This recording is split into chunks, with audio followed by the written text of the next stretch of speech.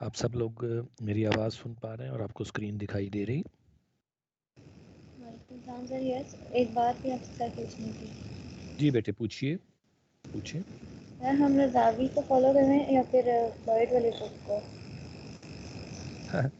बेटे अभी फ़िलहाल तो जो पहले कॉन्सेप्ट्स हैं वो हम अभी रज़ावी से पढ़ रहे हैं इस वक्त। जब फ्लॉयड की इंशाल्लाह ज़रूरत पड़ेगी तो फ्लॉयड से भी पढ़ लेंगे। इस वक्त जो है हम सारे कॉन्सेप्ट फ़िलहाल रज़ावी की बुक से ही पढ़ रहे हैं। आपने भी वही बुक पढ़ी हुई है ना? जी सर, क्योंकि उसमें डिटेल्स काफ़ी ज़्यादा है ना, तो थोड़ी सी मुश्किल है। ठीक है बेटे, वो देखेंगे कि उसमें जो भी मुश्किलात हुई वो मुझसे आप पूछ सकती। ठीक है, जी सर। चलिए, ओके जी, ओके। अच्छा जी, तो ब्रेक पे जाने से पहले there was a discussion about voltage control current source. हमने सारी बातें पढ़ ली कि कैसे ट्रांजिस्टर जो है वोल्टेज कंट्रोल करंट सोर्स के तौर पर एक्ट करता है और एम्पलीफाई कैसे करता है। अब एक बच्ची का सवाल था कि ये के की वैल्यू किस चीज़ पे डिपेंड करती है। सबसे पहले देखते हैं के चीज़ क्या है। के जो है वो है, सर एक्सक्यूज मी सर, उससे पहले जो आपने नीचे ग्राफ बनाया ये साइनोसाइडल वोल्टेज के लिए जो हमने नीचे फ्लॉयड की बुक से लिया था? हाँ बेटा, ये इस बुक की, हाँ जी, ये साइनोसाइडल वोल्टेज के लिए है, बिल्कुल दुरुस्त सर है। सर तो जी ये मैंने, ट्रांजिस्टर के लिए ग्राफ? जी बेटे ये ट्रांजिस्टर के लिए। सर तो ट्रांजिस्टर तो वोल्टेज करंट सोर्स है ना, तो वोल्टेज अगर वेरी कर रहा है तो करंट को भी वेरी करना चाहिए। हाँ हाँ, तो वेरी करता है ना करंट। मैं अभी आपको दिखा देता हूँ, अभी आपको मेरा बेटा दिखा देता हूँ। वो सर, हमने आइडियल करंट सोर्स की बात की थी ना, तो उसमें वो कांस्टेंट हो रहा है। अच्छा अच्छा, नहीं नहीं बेटे, वो मुख्तलिफ बातें, अभी सारी बातें अभी देखते हैं ना। वो मुख्तलिफ बातें जो दो मुख्तलिफ बातें मिला कर आप पढ़ रहे हैं। अच्छा जी, तो सवाल था कि ये साइनोसॉइडल के लिए ऐसा क्यों है और करंट वेरी कर रहा है एटसेट्रा। मैं आपको और भी ग्राफ्स दिखाता हूँ, फिर इन बातों के जवाब अभी तलाश करते हैं। ये मैंने इस वक्त फ्लॉयड खोली हुई है, आपकी स्क्रीन पर जो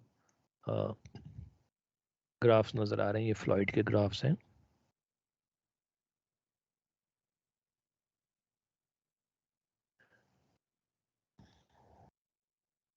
तो ये जो क्यू पॉइंट है, क्यू पॉइंट कहते हैं जब आप बाइसिंग करते हैं तो ट्रांजिस्टर पर कुछ करंट और कुछ वोल्टेज आप सेट करते हैं, यानी करंट की कुछ वैल्यू और वोल्टेज की कुछ वैल्यू आप सेट करते हैं, उसको क्यू पॉइंट कहते हैं।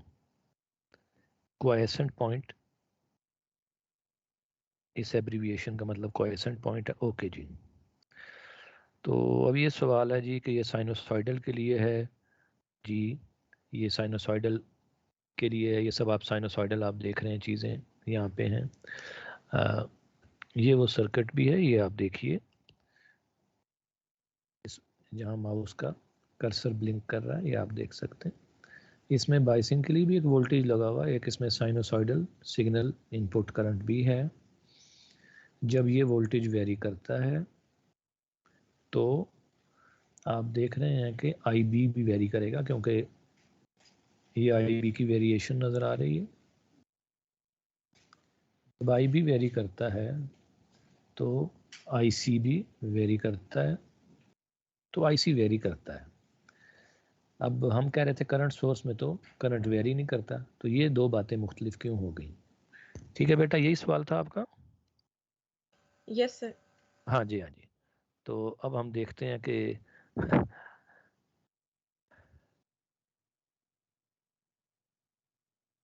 ये क्या मामला क्या है। अच्छा जी, हमने क्या कहा कि करंट वेरी नहीं करना चाहिए, तो इस हिस्से को देखें, इसमें करंट, ये करंट की वैल्यू है, ये करंट की वैल्यू है। इसमें करंट की वेरिएशन आपको कोई दिखाई दे रही है? बहुत मामूली, ऐसा ही है। आइडियली यस ये सर। ज़ीरो हो गया। ओके, ठीक है जी। अच्छा, तो अगर करंट वेरी नहीं कर रहा, करंट कांस्टेंट है, तो ये कांस्टेंट करंट सोर्स है, ऐसे है कि नहीं? Yes sir, constant current source. Okay, constant current source, okay जी। तो हमने अब दो बातों को मिक्स नहीं करना। ट्रांजिस्टर में दो वोल्टेज पाए जाते हैं, एक वोल्टेज का नाम है VBE, एक वोल्टेज का नाम है VCE, जो कलेक्टर से लेके एमीटर तक होता है। ये दो वोल्टेज है मुख्तलिफ। मेरा कहना ये है कि ट्रांजिस्टर का करंट जो है वो तब्दील नहीं होता।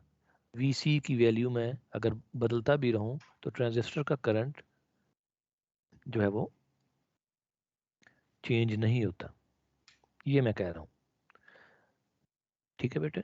ये ये पॉइंट आपने जहन में रखना है। ये VCE है, VCE पे ट्रांजिस्टर के करंट की डिपेंडेंस नहीं है। ये बात हमने शॉकलीज इक्वेशन में देख ली है। ये देखें, यहाँ पे VBE पे IC की डिपेंडेंस है। दूसरे अल्फाज में अब ये देखती जाइए, VB जब चेंज होगा तो IB बदलेगा, IB बदलेगा तो IC बदलेगा, ठीक है। यस तो सर। मैंने आपसे ये बात की है कि ट्रांजिस्टर का करंट कंट्रोल होता है और वो करंट जो है वो VBE से कंट्रोल होता है। ठीक है सर। लेकिन जो करंट सोर्स है, करंट सोर्स आउटपुट साइड पे है। आउटपुट साइड के करैक्टरिस्टिक्स ये बने हुए हैं और यही करैक्टरिस्टिक मैंने यहाँ पे कॉपी भी की है। ये आउटपुट साइड के करैक्टरिस्टिक्स हैं, जिसमें VC आउटपुट क्वांटिटी है, IC आउटपुट क्वांटिटी है। मैं अब इस बात को एक जुमले की शक्ल में बयान करता हूँ कि ट्रांजिस्टर जो है वो आउटपुट साइड पर एक वोल्टेज एक करंट सोर्स के तौर पे बिहेव करता है और उसका वोल्टेज, उस करंट सोर्स का वोल्टेज जो है वो कंट्रोल कर रहा होता है VBE। उम्मीद है कि अब ये जुमला जो है सारी बात एक्सप्लेन कर रहा होगा। ठीक है बेटे, समझ आ गई आपको? Yes sir. ओके जी, ओके। अच्छा, अगर दूसरी बात यह है कि अगर ट्रांजिस्टर का इनपुट करंट वेरी कर रहा हो, इनपुट वोल्टेज वेरी कर रहा हो, यानी सिग्नल आए और सिग्नल वेरी कर रहा हो, तो सिग्नल के लिए हमने इक्वेशन ये देखी है कि ये V इन, ये वाली इक्वेशन ये देख सकते हैं, ये सिग्नल वोल्टेज को जाहिर कर रहा है। ये वेरी करता है तो आउटपुट में वेरिएशन आएगी, तभी सिग्नल बनता है ना। तो लिहाजा इन दो बातों को मिक्स नहीं करना आपने। VBE की वेरिएशन के साथ IC बदलता है, VCE की वेरिएशन से IC नहीं बदलता। दोबारा कह रहा हूं, IC की डिपेंडेंस है VBE पे, तो VBE जब चेंज होता है तो IC बदलता है, लेकिन VCE के बदलने से IC नहीं चेंज होता। ये बात है। तो आउटपुट क्वांटिटीज ये दो हैं, तो करंट सोर्स इन दो से मिलके बनती है। VCE जितना मर्जी चेंज करते रहें, IC तब्दील नहीं हो रहा। ये देखिए, VCE जितना मर्जी चेंज करते रहें, IC तब्दील नहीं हो रहा। ठीक है, यस सर। ये तो अब हम इस सवाल का जवाब तलाश कर रहे हैं कि K क्या चीज़ है, क्योंकि मैं देख रहा हूँ कि वोल्टेज गेन K पे डिपेंड कर रही है। तो मैं K के लिए इक्वेशन यहाँ पर अब लिखने लगा हूँ।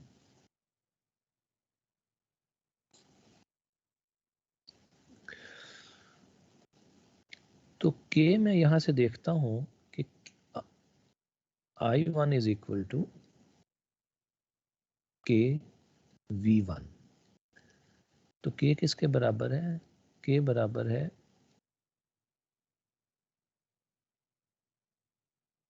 I1 ओवर V1 के। ठीक है, ये देखिए,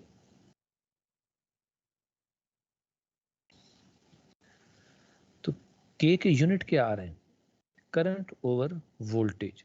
तो K के यूनिट हैं जी एम्पेयर्स पर वोल्ट। तो ये किसके यूनिट होते हैं? Current over voltage. ये क्या होता है बेटा? Current over voltage. Voltage over current तो होता है बेटा, वोल्टेज ओवर करंट होता है रेजिस्टेंस, और करंट ओवर वोल्टेज होता है कंडक्टेंस। हाँ, शाबाश, कंडक्टेंस। ओके, तो ये कंडक्टेंस तो है, के कंडक्टेंस है, मगर कंडक्टेंस होती थी जब इनपुट साइड पर आप कोई वोल्टेज लगाएं, इनपुट साइड पर वोल्टेज लगाएं और इनपुट साइड पे करंट फ्लो करें। ठीक है, इनपुट साइड पे वोल्टेज लगाएं, इनपुट साइड पे करंट फ्लो करें, तो आप जब I/V लिखेंगे तो ये कंडक्टेंस के बराबर होगा। मगर ट्रांजिस्टर में क्या है, ट्रांजिस्टर में ये है इनपुट साइड, ये है आउटपुट साइड। ऐसे ही बेटे, ये देखिए, ये इनपुट है ट्रांजिस्टर, ये आउटपुट है, ये V आउट लिखा हुआ है, ये आउटपुट साइड है, ये V इन लिखा हुआ है, इनपुट साइड है। ठीक है, पहचान रहे हैं, ये देखिए। अब जब आउटपुट करंट की रेशो आप ले रहे हैं, आउटपुट करंट यही लिख देता हूं, आउटपुट करंट, कलर तब्दील कर लेते हैं,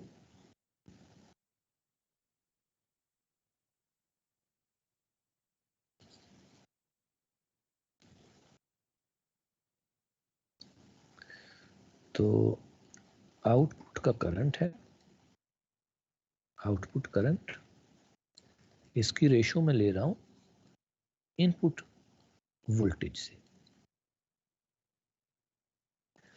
तो इस केस में जो कंडक्टेंस है वो ट्रांसफर कंडक्टेंस, जिसको ट्रांस कंडक्टेंस कहते हैं, छोटा करके ट्रांसफर कंडक्टेंस या ट्रांस कंडक्टेंस कहा जाता है, ये बन जाती है। तो के क्या है, K is in fact trans conductance.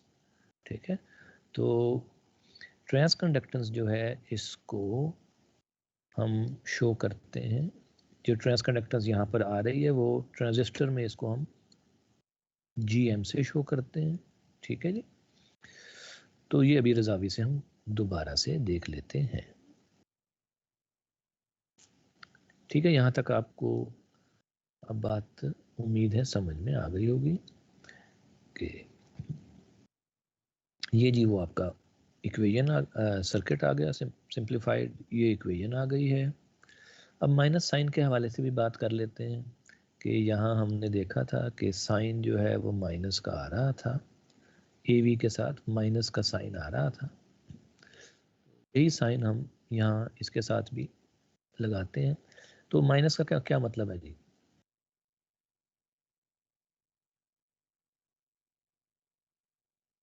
जी, आपकी इनपुट चाहिए होगी सर। आउटपुट इन्वर्ट हो गया आ रही है। आउटपुट इन्वर्ट होने का क्या मतलब होगा जी?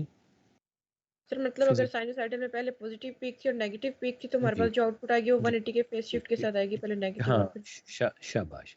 तो फेज शिफ्ट, माइनस साइन का मतलब है फेज शिफ्ट 180 डिग्रीज, 180 डिग्रीज का फेज शिफ्ट है।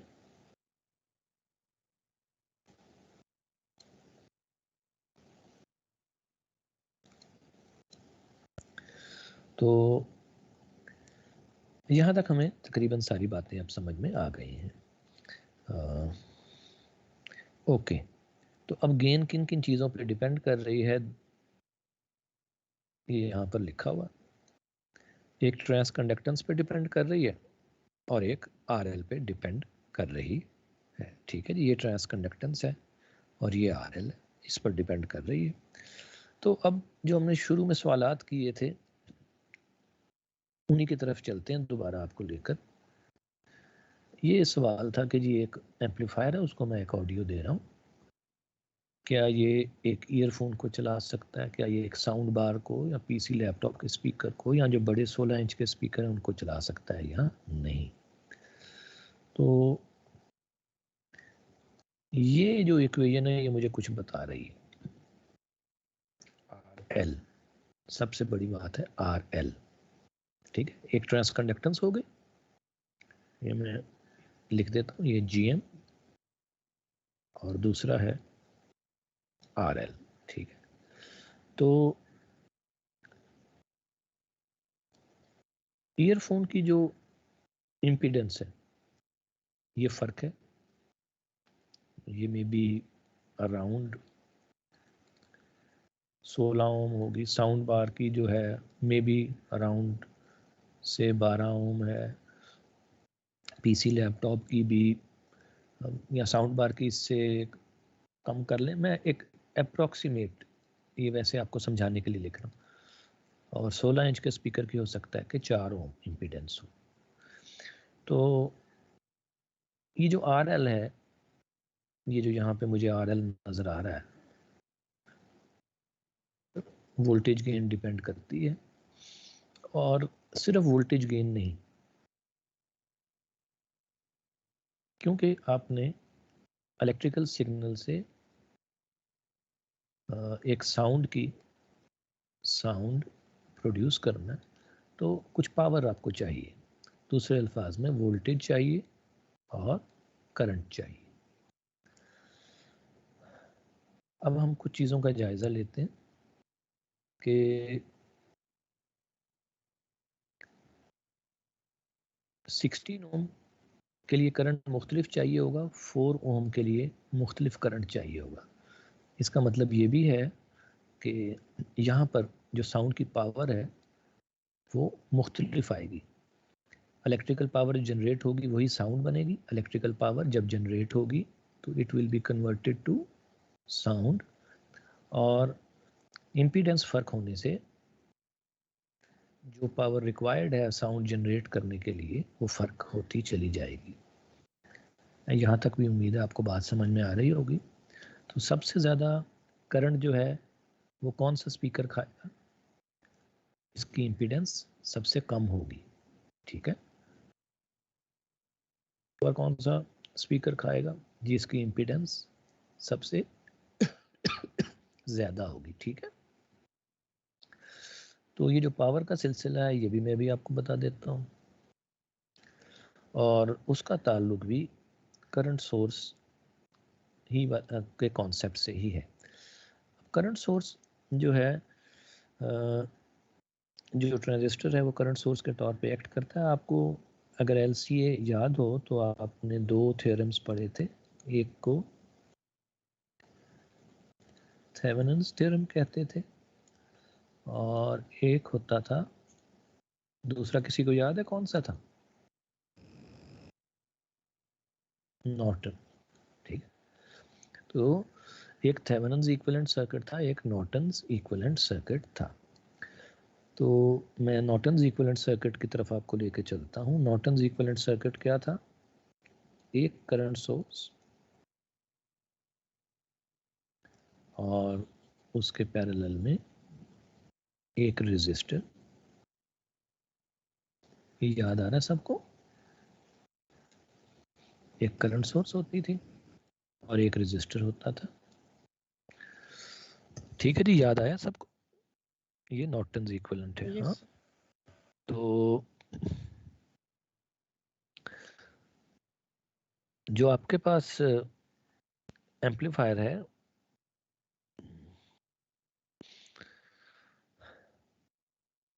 उसकी कुछ आउटपुट रेजिस्टेंस है, ठीक है।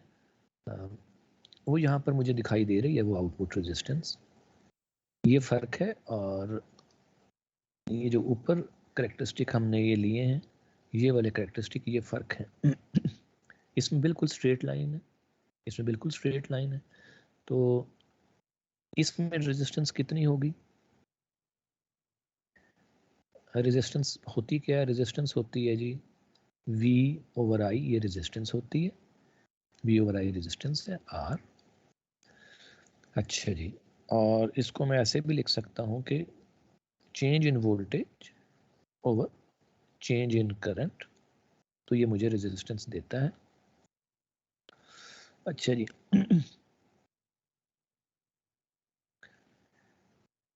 तो ये बताइए कि वोल्टेज में तब्दीली के साथ करंट में कोई तब्दीली आ रही है? वोल्टेज की तब्दीली तो मैं यहाँ पे देखता हूँ। फॉर एग्जांपल ये देखिएगा, मैं 1 वोल्ट से 4 वोल्ट तक चला गया हूँ। तो डेल V जो है, यानी डेल्टा V अगर मैं कहूँ, डेल्टा V ये ये और ओवर डेल I, आसानी के लिए मैंने इसको आसान कर दिया आपके लिए। तो मैं ऊपर तो मुझे चेंज आई है 4 - 1, ये देखिए, ये फाइनल वैल्यू है, ये इनिशियल वैल्यू है, ये वोल्टेज में तब्दीली आई है। करंट को देखते हैं ग्राफ पे कोई तब्दीली आई है जी? करंट में कोई तब्दीली नहीं आ रही, करंट 7 मिली एम्पेयर ही है, तो करंट में जो तब्दीली है वो 0 है। तो रेजिस्टेंस जो है वो क्या होगा, 4 - 1 3 डिवाइडेड बाय तब्दीली जो करंट में आई वो 0 है, डिवाइडेड बाय 0। तो रेजिस्टेंस कितना आ रहा है बेटे इसका, एनीथिंग डिवाइडेड बाय 0, इन्फिनिटी। तो लिहाजा इसलिए मैं कहता हूँ कि ये जो करेक्टरिस्टिक है ये एक आइडियल करंट सोर्स के हैं। तो आइडियली ट्रांजिस्टर जो है वो एक आइडियल करंट सोर्स के तौर पे बिहेव करता है आउटपुट साइड पे, यानी कलेक्टर साइड पे। अब हम इस ग्राफ को देखते हैं। इस ग्राफ में वोल्टेज में तब्दीली आ रही है, मैं इसको जूम कर देता हूँ।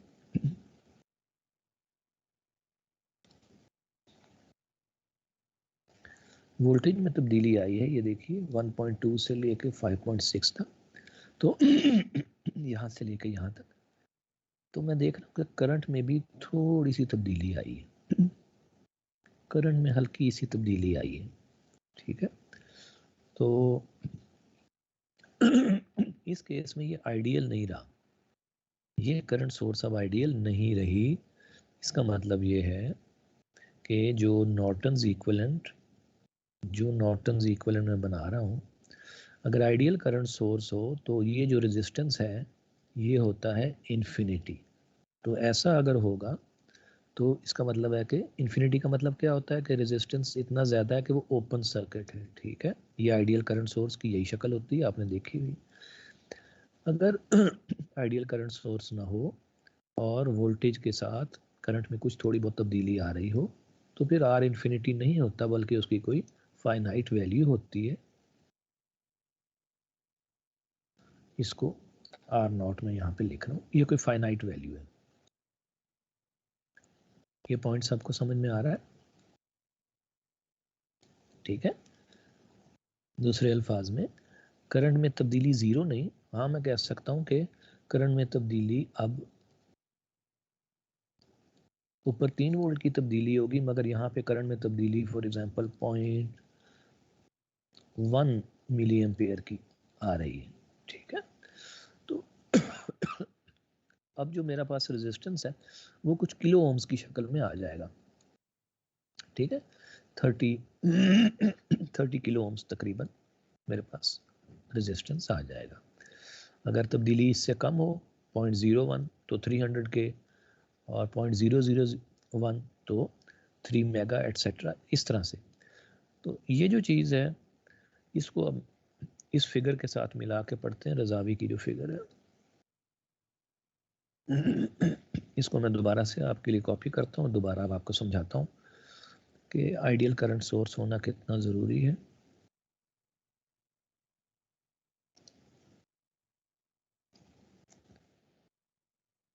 तो यही मैंने फिगर जो है दोबारा से कॉपी कर दी है यहाँ पे। अब ये तो थी आइडियल करंट सोर्स और इसके साथ आपने आरएल लगा रखा था, यानी ये यहाँ पर आपने ये आरएल लगा हुआ, ठीक है। तो ये आरएल यहाँ पे लगा हुआ आइडियल करंट सोर्स है। अगर करंट सोर्स आइडियल ना होती तो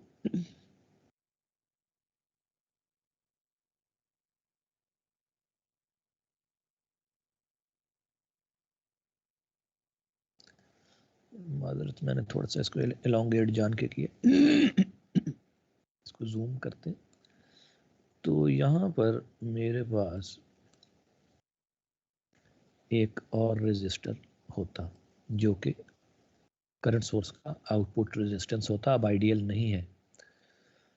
यहाँ तक आप सब मेरे साथ हैं। तो अब आप देख सकते हैं कि पहले करंट के फ्लो करने का जो रास्ता था वो सिर्फ एक ही था, वो ये वाला रास्ता था, ठीक है। और ये जो था करंट यहाँ से फ्लो करता था, मगर अब जबकि ये आर नॉट आ गया तो करंट के पास एक रास्ता फ्लो करने का ये है और एक रास्ता ये है, यानी आर नॉट और आर एल पैरेलल में है, आर नॉट और आर एल पैरेलल में आ गए हैं। इस बात का मतलब क्या है? मतलब ये है कि पहले जितना करंट I1 प्रोड्यूस हो रहा था सब का सब RL में जाता था आइडियल करंट सोर्स के केस में, यानी एक आइडियल एम्पलीफायर आउटपुट पे एक आइडियल करंट सोर्स की तरह बिहेव करता है।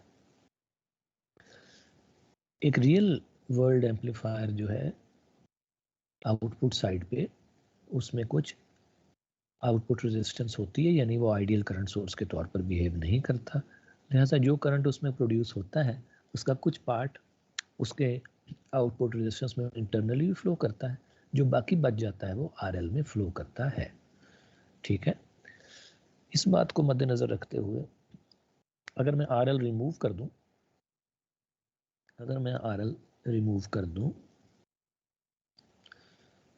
तो ये मैं RL रिमूव कर रहा हूं।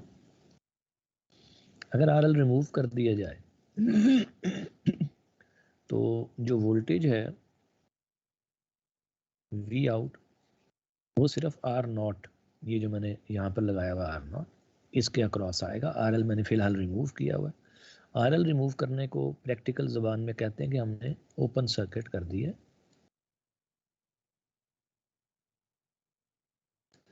जो भी चीज़ टर्मिनल्स पे लगी हुई थी उसको मैंने ओपन सर्किट कर दी है। तो करंट जो है वो सिर्फ R0 में से फ्लो करेगा और जो V आउट मेरे पास आएगी वो है I1 इंटू R0। अच्छा, अब R0 की वैल्यू मैंने अभी आपको ऊपर निकाल के दिखाई है, ये किलो ओम्स से मेगा ओम्स में होती है। ठीक है जी, R0 की वैल्यू किलो ओम से मेगा ओम्स में होती है। लिहाजा अगर I1 1 मिली एम्पेयर है तो R0 अगर फॉर एग्जांपल 30 के है तो V आउट जो है मेरे पास 30 वोल्ट्स आ जाएगी। ठीक है, तो ये 30 वोल्ट्स आ जानी चाहिए। अगर V इन 1 मिली वोल्ट थी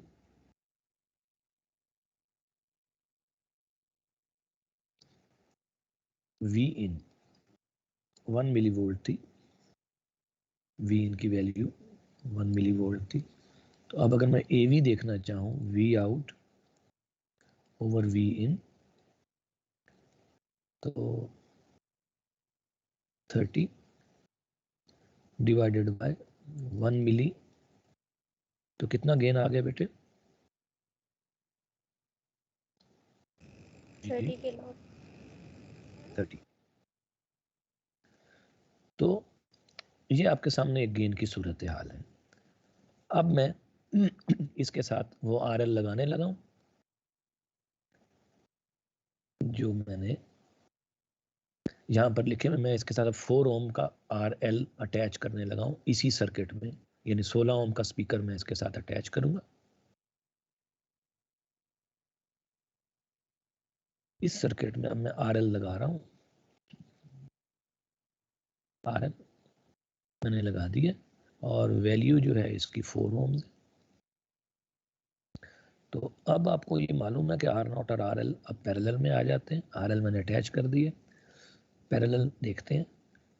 RL था जी 30 के और अपना ये आर आउट था 30 के, RL जो है मेरे पास 4 ओम्स है। इसका जो कॉम्बिनेशन है वो कितना आएगा? RL पैरेलल विद R0, इसकी वैल्यू आती है 30 के इंटू 4 ओवर 30 के प्लस 4। तो 30 के इंटू 4 का मतलब है 120 के, और 30 के यानी 30,000 में 4 जमा कर दूं तो 3, ये तो ये अराउंड ये कितना बन जाएगा जी? Around 4 ohms, less than 4 ohms बन जाता है। ठीक है, मेरे साथ हैं आप लोग? ये बहुत यस सर। ये बहुत अहम पॉइंट है, इधर तवज्जो कीजिएगा। अब मेरे पास ये जो इक्वेशन थी वी आउट ओवर वी इन यानी ए वी, इसमें आर एल और आर नॉट पैरेलल में आ जाएंगे। जीएम को अगर मैं 1 तस्वुर कर लूँ यहाँ पर, तो इसी बात को मैं यहाँ नीचे मैं लेके जा रहा हूँ। अब आर नॉट और आर एल ये मिला के 30K नहीं रहा, इसकी जगह को अब मैं काट कर इसको मैं कट कर देता हूँ। इसकी जगह मैं 4 ओम लिख देता हूँ, जो मैंने ये कैलकुलेट किया है, ये मैंने यहाँ पे लिख रहा हूँ। अब मेरे पास वी आउट कितना है, 1 मिली एम्पेयर इंटू 4, क्या जवाब आएगा जी? 1 मिली एम्पेयर इंटू 4 का जवाब क्या आएगा वी आउट का? 4 मिली वोल्ट। ठीक है जी। अब मैं वी आउट की जगह यहाँ पे 30 की जगह लिख देता हूँ 4 मिली वोल्ट। अब मेरी गेन कितनी रह गई है? 4 मिली डिवाइडेड बाय 1, 4। तो पहले मेरी गेन थी 30,000, अब मेरी गेन कितनी रह गई है? 4। तो आपने देखा है कि जब मैं आर एल अटैच करता हूँ तो गेन ड्रास्टिकली डिक्रीज कर जाती है, वोल्टेज गेन ड्रास्टिकली डिक्रीज कर जाती है। तो लिहाजा एक एम्पलीफायर क्या ईयरफोन चला सकता है, वही एम्पलीफायर साउंड बार चला सकता है, या 16 इंच का स्पीकर चला सकता है? ये सब कुछ डिपेंड करता है एम्पलीफायर का आउटपुट रेजिस्टेंस आर आउट कितना है। ठीक है, तो इस कोर्स में ये चीज़ भी हम सीखेंगे कि आर आउट कैसे निकाला जाता है एम्पलीफायर्स का, और ये चीज़ जो है वो क्या। सिमिलरली एम्पलीफायर का जीएम कितना है, क्योंकि आप देख रहे हैं कि गेन में जीएम आरएल का तो किरदार है ही सही, जीएम का किरदार भी है। और जीएम जो है ये किस पे डिपेंड करती है, ये अभी आपको मैं बता देता हूँ। तो गेन, इन सब को चलाने के लिए फिर मुझे गेन की भी ज़रूरत है, तो जीएम जो है इस पर भी चीज़ डिपेंड करेगी। तो अब हम इन सवालों के जवाब जो मैंने आपसे लेक्चर के शुरू में पूछे थे, आहिस्ता आहिस्ता उन सवालों के जवाबात की तरफ बढ़ रहे हैं, और कुछ हमें समझ आना शुरू हो रही है कि किस तरीके से एक एम्पलीफायर जो है उसके बारे में ये जजमेंट दी जा सकती है कि वो कौन कौन से लोड चला सकता है। तो यहाँ तक कोई बात अगर आपको मुश्किल लगी है तो पूछ लें।